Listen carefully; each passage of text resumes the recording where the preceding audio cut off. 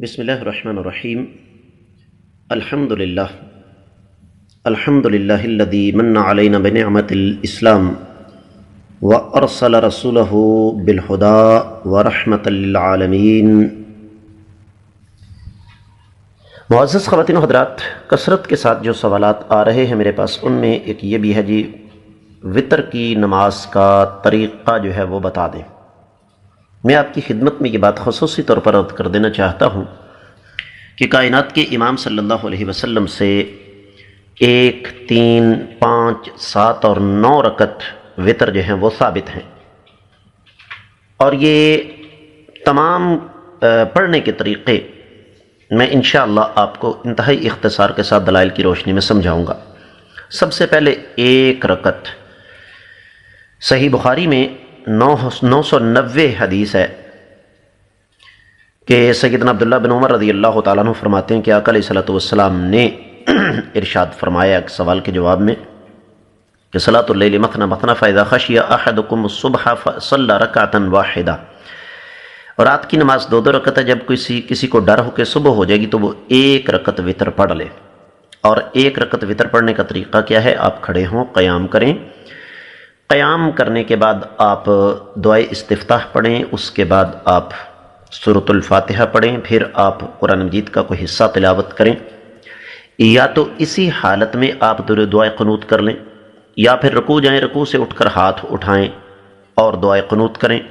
اس کے بعد معمول کے مطابق سجدے کریں، تشہد پڑھیں مکمل سارے کا سارا، تحیات سے لے کر دعا تک، اور اس کے بعد سلام پھیر دیں۔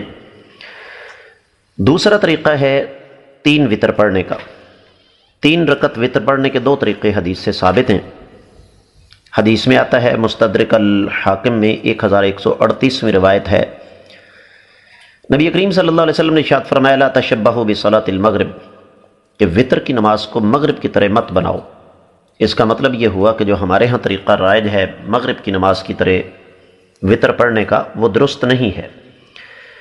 اور اس کے 2 طریقے حدیث سے ملتے ہیں۔ صحیح مسلم میں 737ویں حدیث ہے کہ آپ 3 وطر پڑھیں مسلسل ایک تشہد کے ساتھ، درمیان میں تشہد میں مت بیٹھیں۔ اور دوسرا طریقہ یہ ہے کہ 2 وطر پڑھ کے سلام پھیر دیں، تیسرا الگ پڑھ لیں۔ دعائے قنوت آپ نے دونوں حالتوں میں آخری رکعت میں رکوع سے پہلے یا رکوع کے بعد پڑھنی ہے۔ 5 رکعت وطر پڑھنے کا طریقہ صحیح مسلم میں موجود ہے، 737ویں حدیث ہے۔ سیدہ عائشہ فرماتی ہیں اللہ کے رسول صلی اللہ علیہ وسلم 5 رکعت وطر پڑھتے تو صرف آخری رکعت میں تشہد بیٹھتے تھے، اور اس میں بھی آپ نے آخری رکعت میں رکوع سے پہلے یا رکوع کے بعد دعائے قنوت پڑھنی ہے۔ 7 رکعت وطر پڑھنے کا طریقہ بھی وہی ہے، لیکن اس میں تھوڑی سی تبدیلی ہے۔ ایک تو یہ ہے کہ آپ علیہ الصلوۃ والسلام نے 7 رکعتیں پڑھیں اور سب سے آخر میں تشہد میں بیٹھے۔ سنن نسائی میں 1719ویں حدیث موجود ہے۔ دوسرا طریقہ یہ ہے کہ نبی کریم صلی اللہ علیہ وسلم نے 7 رکعت وطر اس طرح ادا فرمائے کہ 6ٹھی رکعت پر آپ تشہد میں بیٹھے لیکن سلام نہیں پھیرا، اور 7ویں رکعت کے لیے آپ تشہد پڑھ کے کھڑے ہو گئے۔ یہ سنن نسائی میں 1720ویں حدیث ہے۔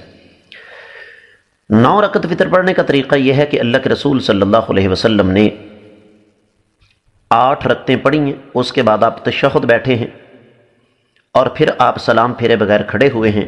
9ویں رکعت آپ نے ادا فرمائی ہے اور پھر سلام پھیرا ہے۔ یہ صحیح مسلم میں 746ویں حدیث موجود ہے۔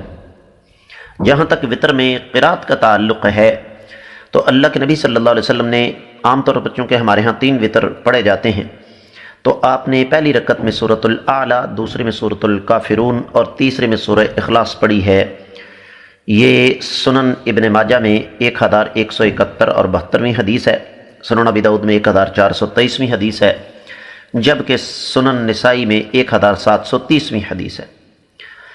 اور میں اس سے پہلے آپ کی خدمت میں یہ عرض کر چکا ہوں کہ قنوت وطر رکوع سے پہلے بھی رکوع کے بعد بھی ہے۔